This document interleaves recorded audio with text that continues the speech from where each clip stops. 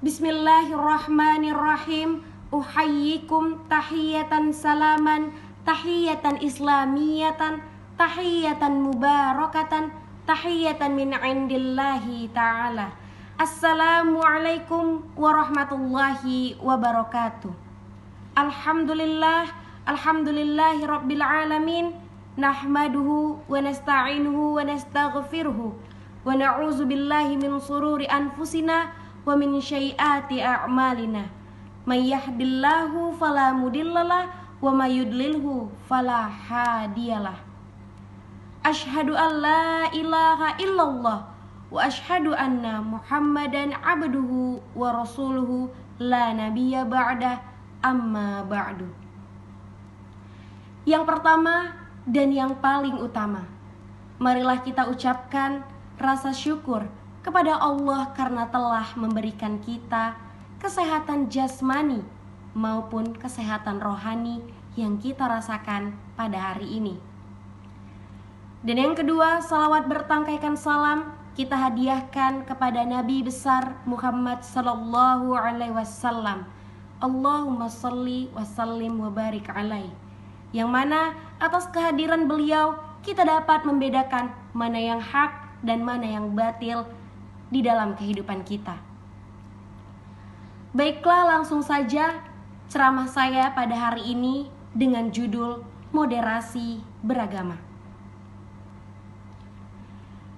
Di tengah maraknya sentimen tentang suku, agama, ras, dan antar golongan atau sara yang belakangan ini masih menggejala di masyarakat, masyarakat kembali diingatkan untuk tetap saling menghormati atas perbedaan agama dan suku dengan cara mengedepankan sikap moderasi beragama. Kita ketahui bahwa Indonesia adalah bangsa yang kaya, tidak hanya satu suku, agama, dan paham, bahkan aliran dan budaya. Sehingga inilah yang perlu kita rawat. Disinilah kita sesama bangsa bisa menghormati dan menghargai satu dengan yang lainnya. Moderasi agama adalah sebuah cara pandang terkait proses memahami dan mengamalkan ajaran agama agar dalam melaksanakannya selalu dalam jalur yang moderat. Ada 4 hal yang menjadi esensi moderasi beragama. Yang pertama, cara pandang atau sikap dan praktik keberagamaan. Yang kedua, terkait dengan pengalaman esensi agama yang pada hakikatnya adalah kemanusiaan dan kemaslahatan bersama. Yang selanjutnya, semuanya berprinsipkan keadilan dan keseimbangan. Dan yang terakhir, taat pada konstitusi, pada kesepakatan bersama di tengah kehidupan kita yang beragam ini. Dalam Quran Surah Al-Baqarah ayat 143, Allah berfirman bahwa kaum muslimin dijadikan umat yang wasaton, sebagaimana dinyatakan, dan demikian pula kami telah menjadikan kamu umat yang moderat agar menjadi saksi atas manusia dan agar Rasul atau Muhammad menjadi saksi atas kamu. Pendengar yang dirahmati Allah Subhanahu wa taala, umat Islam adalah ummatan wasaton, umat yang mendapat petunjuk dari Allah sehingga mereka menjadi umat yang adil serta pilihan dan akan menjadi saksi atas keingkaran orang-orang kafir. Umat Islam harus senantiasa menegakkan keadilan dan kebenaran serta membela yang hak dan melenyapkan yang batil. Mereka dalam segala persoalan hidup berada di tengah-tengah orang-orang yang mementingkan kebendaan dalam kehidupannya dan orang-orang yang mementingkan ukhrawi saja.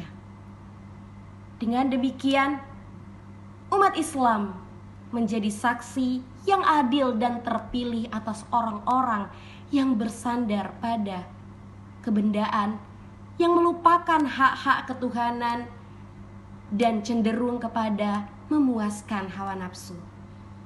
Pendengar yang dirahmati Allah Subhanahu wa taala, mereka juga menjadi saksi terhadap orang-orang yang berlebih-lebihan dalam soal agama, sehingga melepaskan diri dari segala kenikmatan jasmani dengan menahan dirinya dari kehidupan yang wajar. Kita ketahui ada dua sifat umat yang melekat pada ummatan wasaton. Yang pertama, al-khairiyah, serba berorientasi yang terbaik, afdol dan adil. Yang kedua, al-bainiyah, pertengahan, moderat, tidak ekstrim kanan dan ekstrim kiri.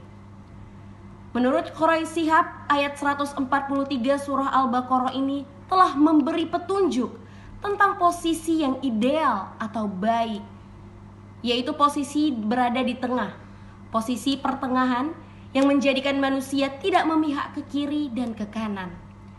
Suatu hal di mana dapat mengantar manusia berlaku adil. Posisi ini menjadi posisi seseorang dapat dilihat oleh siapapun dalam penjuru yang berbeda. Dan ketika itu ia dapat menjadi teladan bagi semua pihak. Ummatan wasaton adalah khairu ummah, umat terbaik yang selalu menyerukan kebaikan dan melarang kemungkaran, dan selalu menjadikan hidupnya penuh dengan keseimbangan dan kebahagiaan di dunia maupun di akhirat, sekaligus menjadikan Islam sebagai rahmatan lil alamin.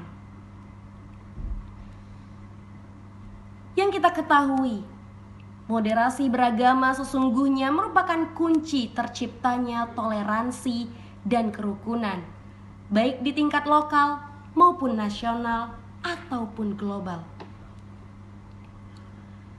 Moderasi merupakan kebajikan yang mendorong terciptanya harmoni sosial dan keseimbangan dalam kehidupan secara personal, keluarga, maupun masyarakat.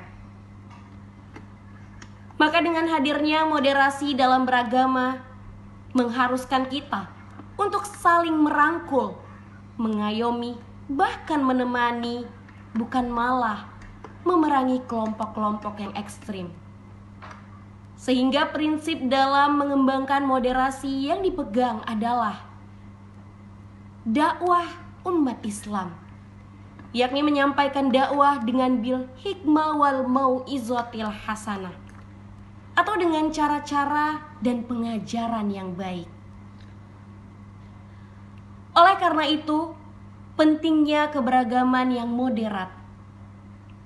Maka menjadi penting juga bagi kita semua untuk menyebarluaskan paham ini.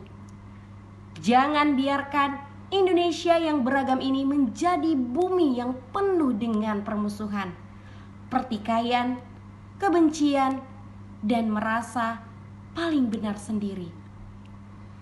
Kerukunan baik dalam umat beragama maupun antar umat beragama adalah modal besar bangsa ini menjadi semakin maju. Baik pendengar yang dirahmati Allah Subhanahu wa taala, sekian ceramah saya dengan judul moderasi beragama hari ini. Kafaituhuna kalami, syukron ala ihtimamikum, akhiran aqulu lakum, assalamualaikum warahmatullahi wabarakatuh.